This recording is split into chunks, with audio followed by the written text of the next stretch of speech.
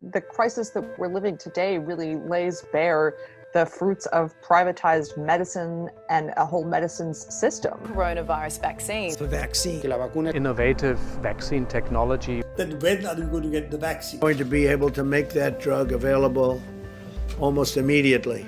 Big conglomerates that are saying, well, do we invest in making a vaccine or do we invest in making the next Viagra, right? So vaccines are competing against other medications and they keep losing out. Private sector finance and private pharma is really interested in drugs that you can use to treat chronic conditions, something like a heart condition where you can take the drug over and over and over again for the rest of your life. But preventing disease isn't actually their business model.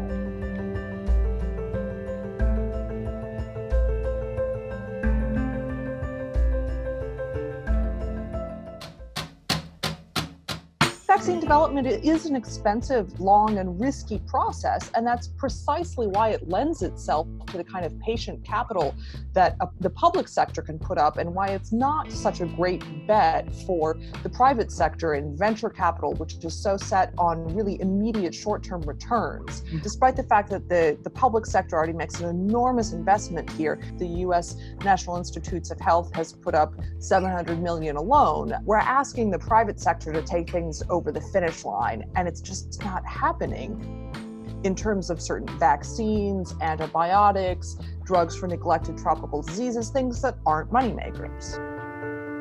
So if the public is putting all of this money up at the front end, why don't we own it?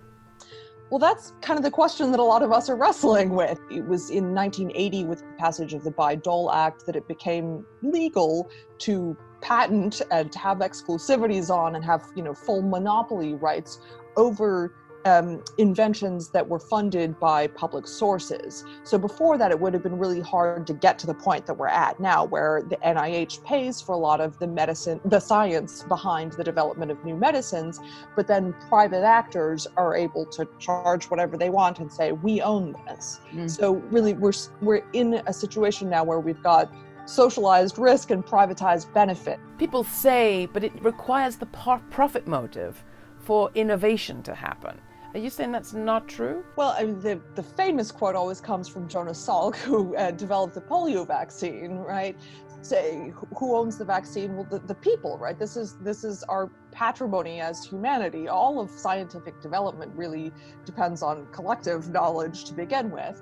We're running to catch up with the problems of a broken system now, rather than saying, how do we assure on the front end that what is largely paid for by the public is then available to everyone in the public? For all coronavirus-related vaccines or treatments, we have to make sure that the intellectual property is open, that everybody has access, that the medication can be free.